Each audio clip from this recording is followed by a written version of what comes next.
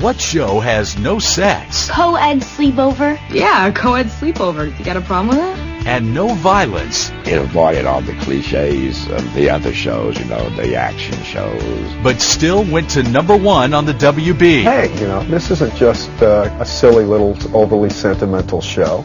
It's pretty good. In the next hour, we'll get up close and personal with the young stars who have become sex symbols against the odds. I'm single. I am not with anyone, but I wish I could. Oh yes, I've blossomed. I look different, but I like it. We'll explore how TV impresario Aaron Spelling brought his Midas touch to the series. All I can say is miracles do happen.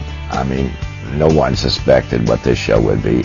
And we'll find out about all the drama, on screen and off. She was tired of playing the goody-goody all the time. She hated the show. She wanted Aaron Spelling to fire her. Well, every family has its ups and downs. Join us for a revealing look into the world of the little show that could, as we go inside Seventh Heaven.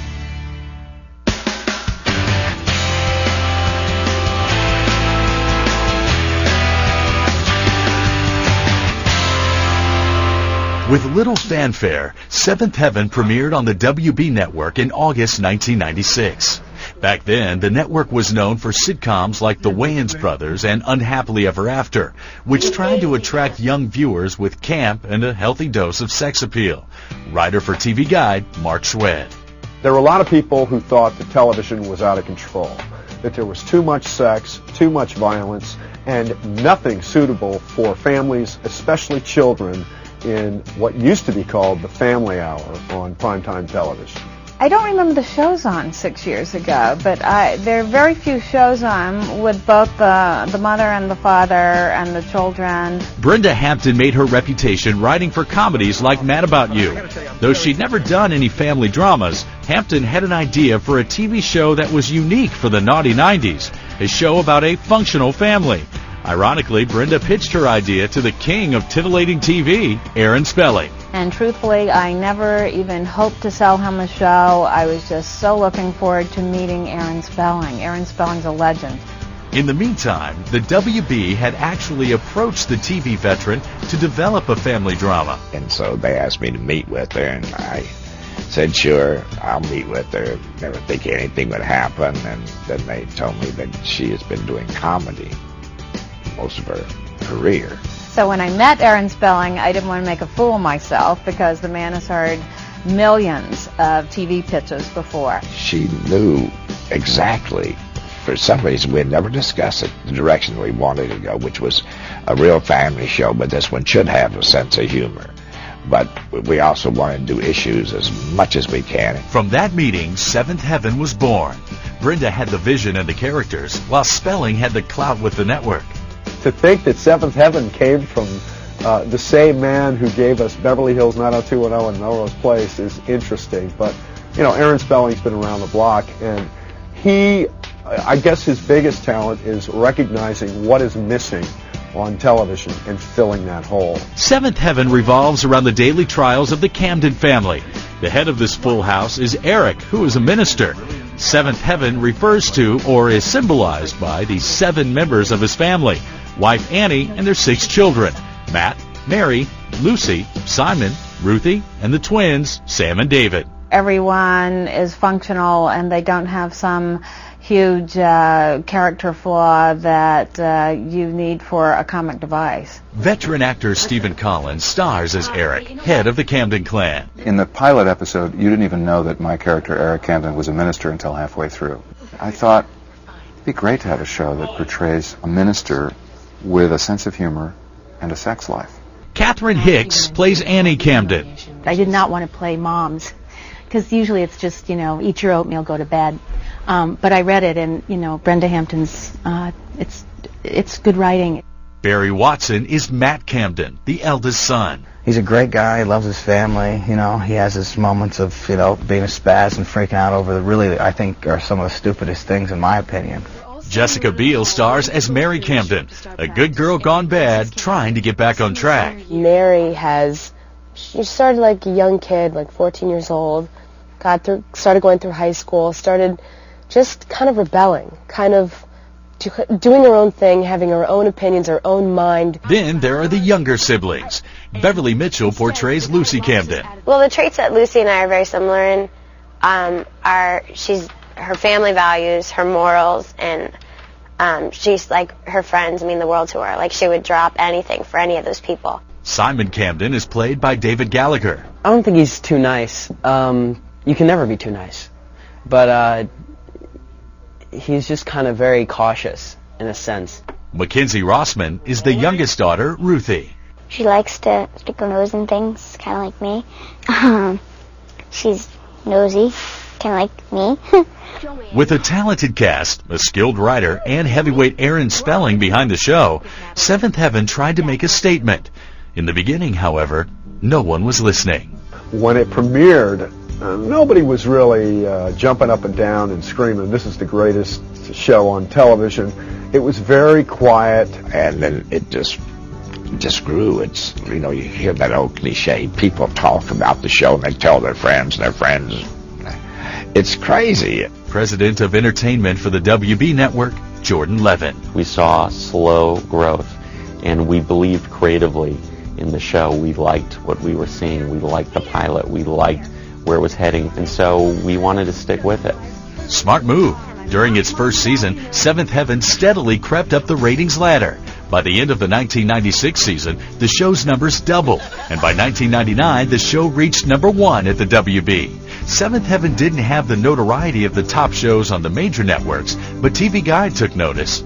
We chose Seventh Heaven as the best show you're not watching. We thought it's one of the few shows on TV that's safe for the whole family to watch. When we come back, we'll show a side of the Camdens you've never seen, and why it's lonely at the top. Seventh Heaven basically was just allowed to go on the air every week with very little said about it.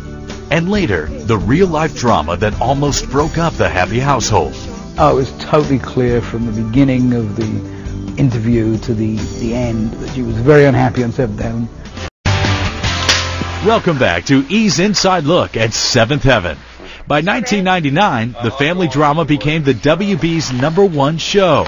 But the network struggled with the show's wholesome, unhip image. While Buffy and Dawson's Creek got unbelievable amounts of promotion from the network, Seventh Heaven basically was just allowed to go on the air every week with very little said about it. Family was a negative connotation. You said a family show and people presumed it was a old-fashioned show. But the network stuck with its little family show, and the strategies paid dividends.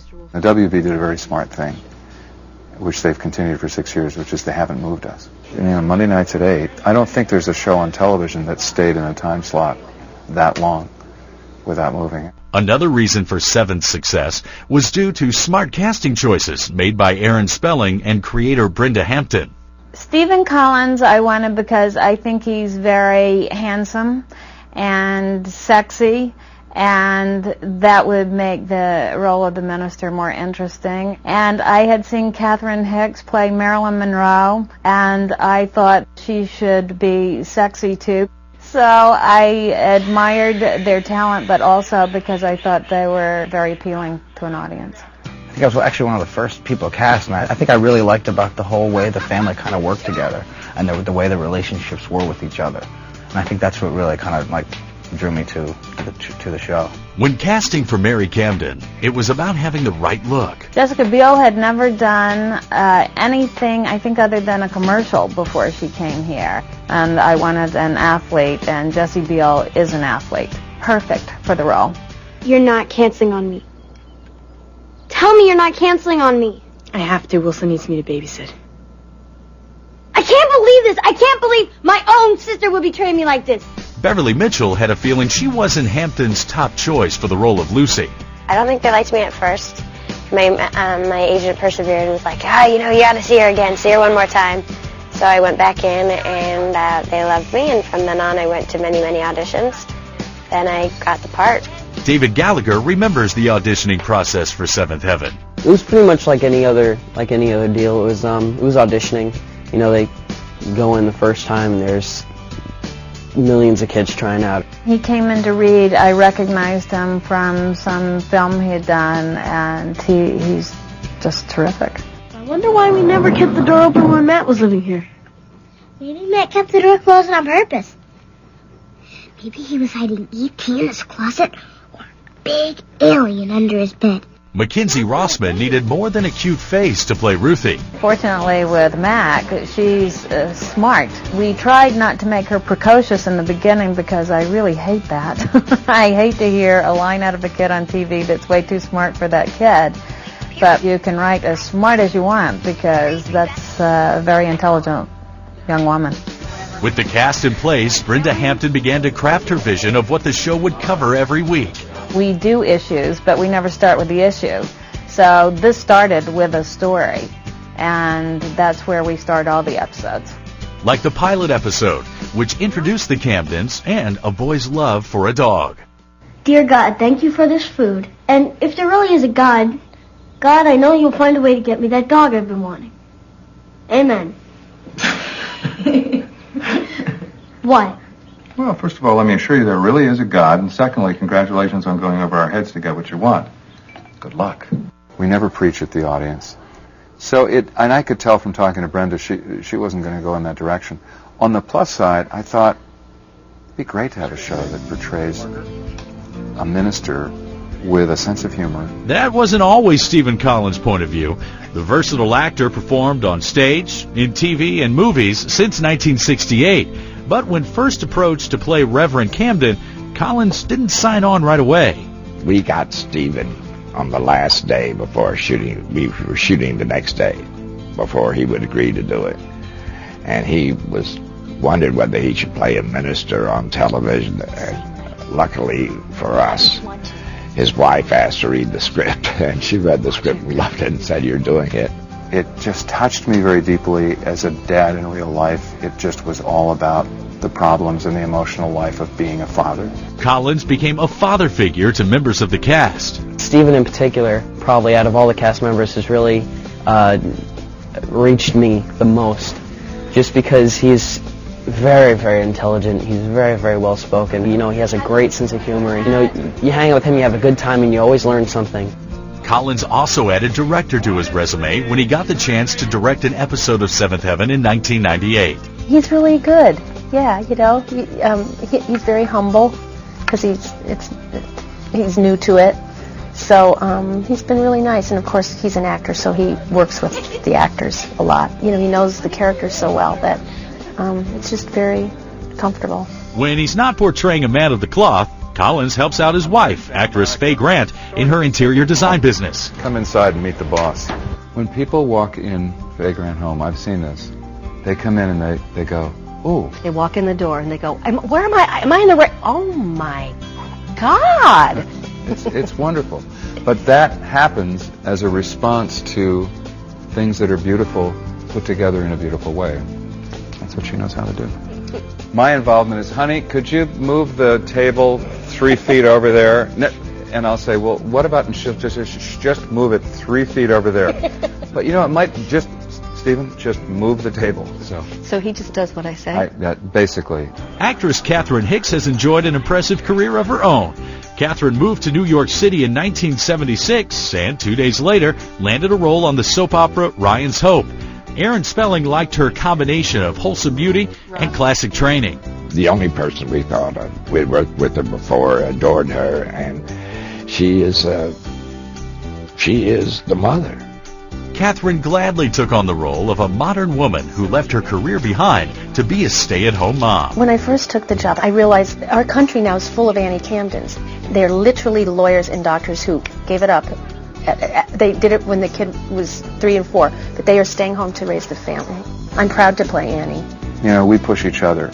Sometimes when a director might be a little more easily satisfied, she'll look at me and say, do another one.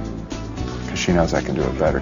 She's a great partner, you know. She hits the ball back as hard as anybody's going to hit it, and I love it. Up next, we'll turn our attention to the young men of the house and their emergence as Hollywood's new hotties.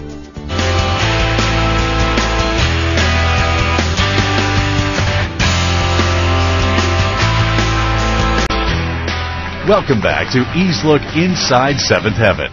Barry Watson's character Matt is every parent's dream. He's kind, considerate, and there's nothing he wouldn't do for his family. A lot of people want my character to just toughen up a bit. You know, a lot of people think my character's kind of a weenie. And they're like, no, why isn't that good? They kind of want to shake my character sometimes and tell them to wake up, and not let people sometimes take advantage of him as much. But the real Watson is nothing like his soft-spoken, sometimes naive alter ego. I think I'm a little more with it than Matt. Yeah, Matt's definitely flighty. I wish he wasn't like that all the time. I try to, and it's hard to do sometimes. It's just trying to pump his life up a little bit more and, just add something to him that I've somehow never really found in the script. And Watson certainly doesn't have Matt's record in the romance department either. Why did I break up with Cheryl and Heather and Shauna and every other great woman I've ever been out with? See, I'm not like that. You can only fall in love, maybe a couple times in your life, and Matt he hasn't got it yet. I don't know why. So, come on, Matt, you can't feel like you're in love every time you meet a girl, but he does. He's a sucker.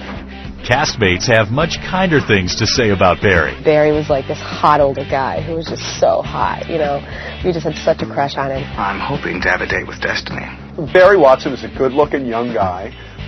The audience of this show is the exact audience that everyone in Hollywood is dying to attract. So that makes Barry a very, very hot commodity. Before landing on Hollywood's It List, this small-town Michigan native moved by himself to Los Angeles at age 15. A small role on the soap Days of Our Lives followed.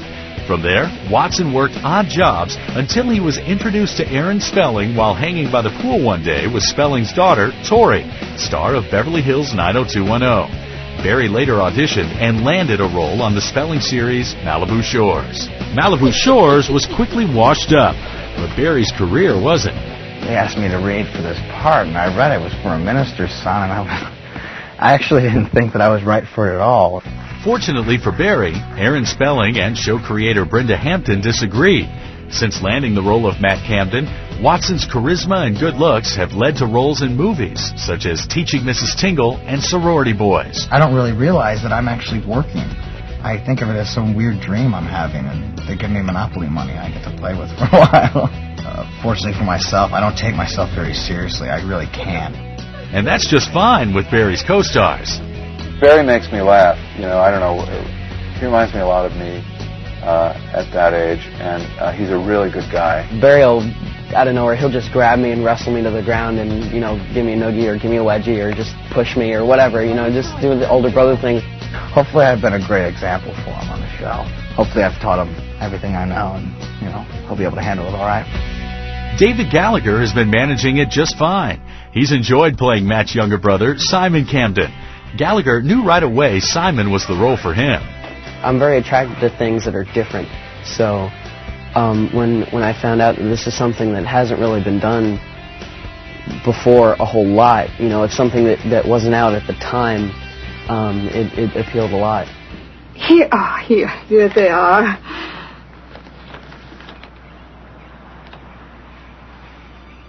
My biggest episode that I've ever had to do was the Holocaust episode. I, previous to the episode, had no knowledge of the Holocaust. I had heard it, it was just a word to me. My report is on the Holocaust. An estimated 11 million people were murdered as a direct result of measures taken against them by Hitler. And almost 6 million of those people were Jews. My friend Mrs. Kurgis was just one of those Jewish people who was put into a Nazi concentration camp. That's what really impacts you. I just realized that this is how they treated people. Just like this. It was something that touched me.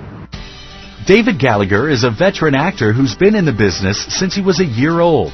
After appearing in print ads and commercials, the actor took to the stage, television, and film. When I was 8 years old, I did a movie with John Travolta called Look Who's Talking Now. And then I did a movie with John Travolta again when I was 10 called Phenomenon. A few years later, David made a lasting impression on his current boss. One of the first things I said when I walked in was, which one of you are Aaron Spelling? So I could say hello. And they all found that very funny. And then he said, it's me. And I went up, I shook his hand. I said, it's nice to meet you. I've heard a lot about you. He's delightful. He's amazing. This kid's, wait, years from now, you'll hear about David Gallagher. David's courting teen idol status now, but if there's a downside to being cast as Simon Camden, it's trying to shed his little boy image. It's kind of funny.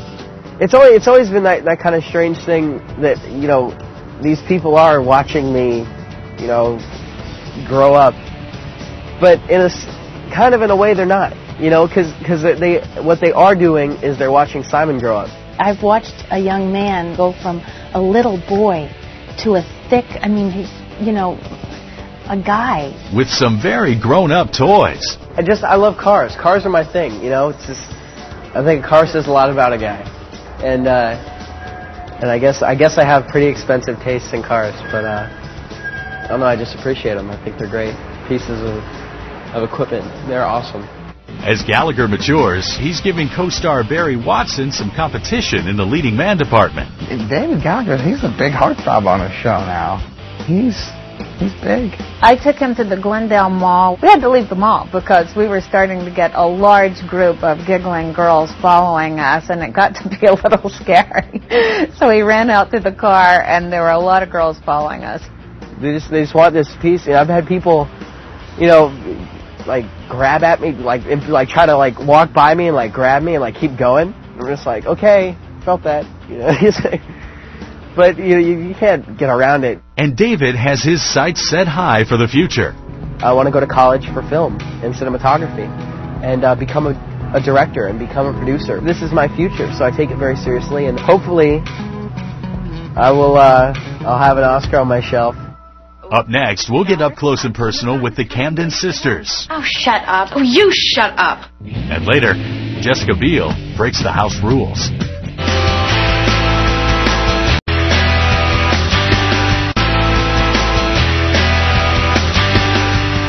Welcome back to Inside Seventh Heaven. We've seen how the guys of Seventh Heaven have gone from boys to men, but the young ladies of this series are also turning heads. Beverly Mitchell plays the always emotional and often misunderstood middle sister, Lucy. Beverly made her TV debut in 1990 in the CBS movie Children of the Bride. By the time she got the part for Seventh Heaven, the then 15-year-old Mitchell had already been acting professionally for 6 years. I think what spoke to me was it was just a functional family show. And it's so rare to find that on television, especially when we started. And it was just like a great character. She was so fun, and it was also something my family could be proud of me for doing. Beverly's character has faced the trials of teenage romance and sibling rivalry. Lucy Camden also faced one tragedy that Mitchell herself endured in real life. One of our storylines involved a death of a friend. And it was that year that one of my best friends died in a car accident. So it was really tough because it was something I was dealing with in real life, and it was something I, had to illustrate and show everyone so that they knew what my pain, they saw my pain. She could have been killed too. You think I don't know that? You think I don't know that if they hadn't been on their way to pick me up, Sarah would still be alive and she wouldn't have died? Sarah died because she was driving the car and a kid went out in front of her. I know that! And that's my fault too! It's all my fault! Stephen Collins directed this special episode. So for me, what was satisfying about it was to create an atmosphere where Bev felt safe becoming as emotionally naked and vulnerable as she had to be to do it. I just had to let everything go. I had to, let loose. And once I started, I think I cried that entire episode. And ever since, everything, it's better. It's easier to deal with. Beverly is also dealing with the headiness that often comes with childhood fame. What keeps Mitchell rooted is the pact she made with her family. I've got a promise with my mom. I made it when I was 4 years old that we made a pact. If I ever thought I was better than anyone on the playground, it didn't matter how much money I was making, she'd yank me because she said it's never worth to lose her kid to Hollywood. Jessica Biel plays Lucy's big sister, Mary Camden. The WB knew right away Biel had something special. The network always wanted her to be a sex symbol from the beginning. I remember after the first season, they did some posters that they put up at New York bus stops where she had on a little tight shirt and all she needed was a piece of straw in her mouth to be, the farmer's daughter. Jessica was born in Minnesota, but she was raised in Boulder, Colorado. She got the acting bug thanks to her mother. I must have been like 7 or something, and my mom was taking voice lessons. And I came to her with a voice lesson. I think I couldn't get a babysitter. She couldn't get a babysitter for me, so I came with her. And I said, Mom, I want to sing too. So I started taking voice lessons. And then, I don't even remember, I think I just started auditioning for musicals. And I just loved it. And then I just said, I want to be on TV. But Jessica had little professional experience before landing the role on Seventh Heaven. I had done a few commercials, and I had done some modeling, and just a lot of musical theater that I took part in when I lived in Colorado and in Connecticut. So Seventh Heaven was pretty much my first thing ever. Jessica Biel plays really the most interesting character on this show. She's been through the most. She plays Mary, who started out as being this goody-goody, almost too good kid, and turned bad and started misbehaving, got in lots of trouble. Like drinking while babysitting and smoking pot? That's about as edgy as we want to go with Mary Camden, because basically she has been brought up in a functional family and her father's a minister. I don't think she's going to be too bad. What? I don't know if you've noticed lately, but you have 6 brothers and sisters. You've gotten more than our fair share of attention and energy. We have to do what's best for everyone. So what is best for everybody is to ship me off to Siberia to live with old people? Yep, that's basically it. You'll live with your grandparents. You'll work at the community center for the homeless, with your first couple of paychecks going to Sam and David. Okay, what are my other choices? You don't have any other choices. Like Seventh Heaven gave me the chance. You know, I'd never done anything before. I was really green, as you call it, and they gave me the chance to really, really become a really good actress. Jessica's growth has allowed her to branch off into films. She made her feature debut in the 1997 movie Yuli's Gold, and she got cozy with Freddie Prinze Jr. in Summer Catch. But fame has never kept Jessie from always standing by her friends. We are very close. And we've gone through everything together. I mean, Jessie was there when my friend died. Jessie was there when my parents got divorced. I mean, every big event that's happened in my life, she's pretty much been there for. Like her TV character, Biel is passionate about sports. She can get down and dirty with soccer or wet and wild at the beach. I surfed a little bit in California before. I've just done a few lessons. And then when we were in Bali, we got a surf teacher, and he just gave us a few pointers and said, all right, get out there and try it. Biel is riding this wave of success and looks forward to the future. I'd love to do more films. I'd love to do different characters, just get to be everything. I'd love to be everybody, you know, every kind of different personality. I'd like to try that. That's because that's what's, you know, the best thing about acting. Jessica may have the guys swooning, but Mackenzie Rossman is a real show stealer as the smart-mouthed Ruthie. Open the door! I can't. Why? I'm naked. Well, you know, you can't rule out little Mackenzie, Ruthie, who is just a tough little cookie. She's obviously the future of the show. Mackenzie made her television debut as a series regular on Seventh Heaven. Born in South Carolina, Mackenzie moved to Los Angeles with her family when she was 4. After doing some commercial work, she landed the role of Ruthie.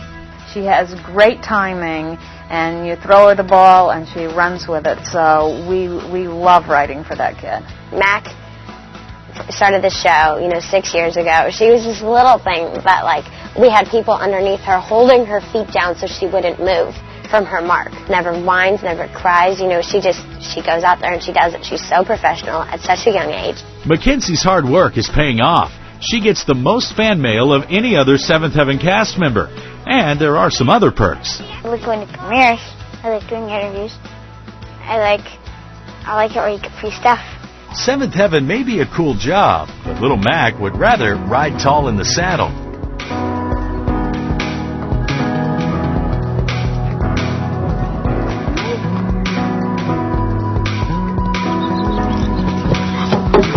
My favorite part is just riding rides. It's really fun. Going on trail rides. Yeah, it's really cool. Coming up, one Seventh Heaven cast member tests the family values. And the sweet little girl, Mary, on the show, goes out and does full frontal nudity.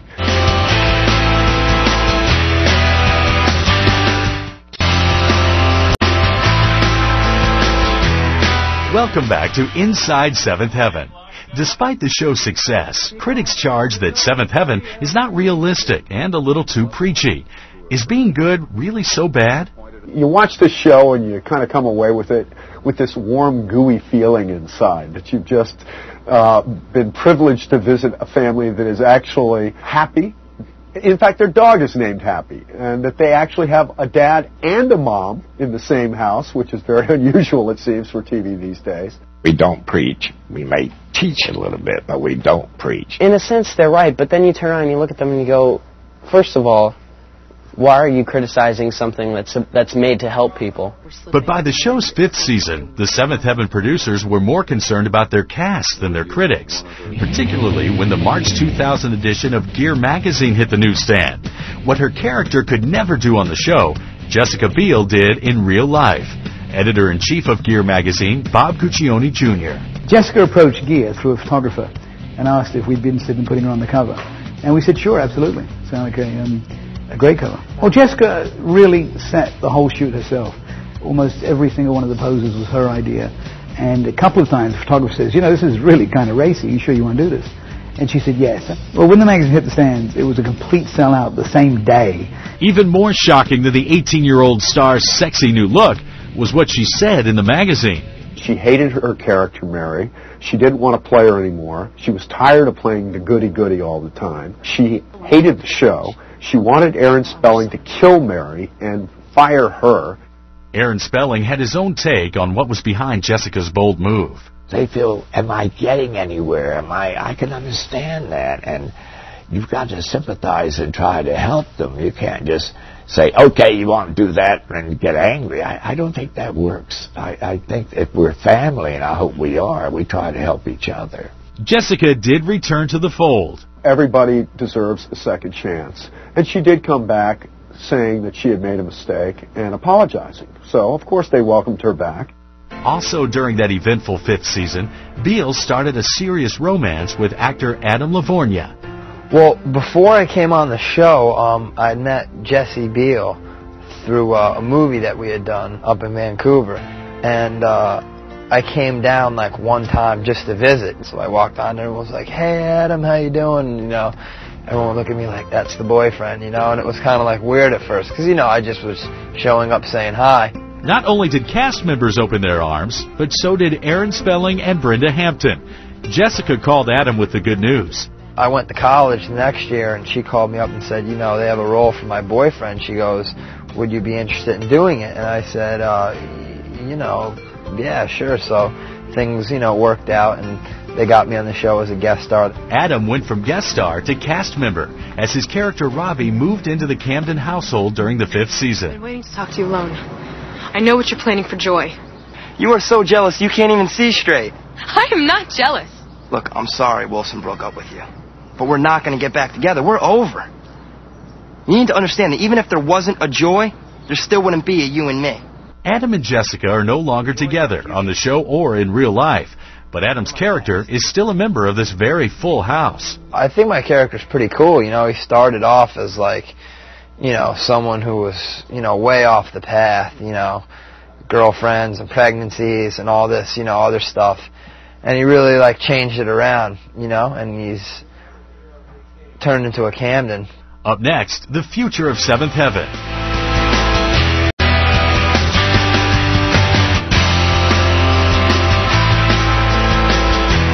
Welcome back to Inside Seventh Heaven. The Camdens deal with the same issues that real families take on every day. And like real-life moments, serious topics can sometimes have humor. You know, you can ask your mother or me anything about anything. You know that. Reproduction. But what about reproduction? Why can't cats mate with dogs? Okay, here's the thing about cats and dogs.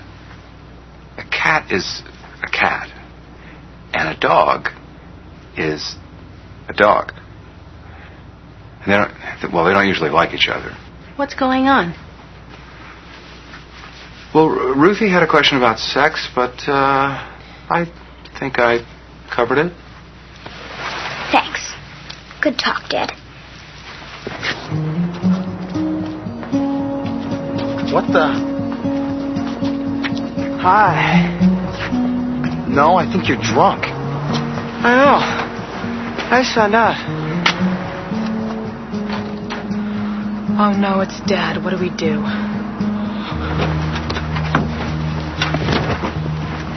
We've dealt with so many morals and issues and everything over the years. Anything from anorexia to bulimia to, abuse, to spousal abuse to teen pregnancy. Just watch one. See if you like it. I think we have a lot of closet watchers. I think there are a lot of kids who go upstairs and lock the door and turn on Seventh Heaven because they don't know if it's cool or not to be watching it.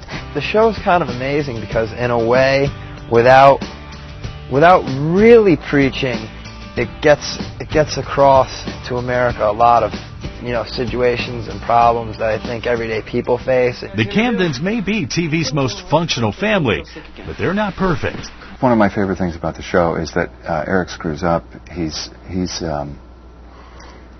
I love that he is, even though he's a preacher, he can be really petty. He spies on his kids, and he can be really manipulative. And I love that about him. Sammy and Ruthie bought illegal ferrets and we had to give them back. That stunk. Well, Matt can sometimes be kind of somewhat one-dimensional sometimes. He's the nicest guy on TV. He can't, he does wrong because he's so good sometimes. You know what I mean? Do you get fans letters that say, what the heck is Mary doing? She's being crazy. Tell her to stop her crazy antics. I get kind of fan letters like that, or I think I've gotten letters that said, I think Mary should be with Robbie, or I think Mary should be with Wilson, that kind of a thing. The show reached a major milestone in January of 2001. Hi, this is Beverly Mitchell, and I'm here on the set of Seventh Heaven for our 100th episode, and oh, look at who it is! It's David Gallagher! And looking back at 5 years ago, when you first started the show, and we first met each other, can you take us back to that moment when you first got the show, and, what you thought? Sure. Oh, God, all these people are so tall. That was my first thought when we walked into that room with the table, and Barry was sitting there, and I think I walked in with you and Jess. Yes. And Brenda was sitting there, and I was just like, "There's all these big people. I don't know what to do." Okay, 5 years ago, when we first walked into that room all together, and you left early, yes. Can you think about that and think about where we are now? What do you have to say about that? Well, you and Jesse were drooling over me, and thought you were gonna marry me, and now we're all grown up, and you guys can't look at other guys you like them better. When Inside Seventh Heaven returns, how will the Camdens handle their latest family crisis?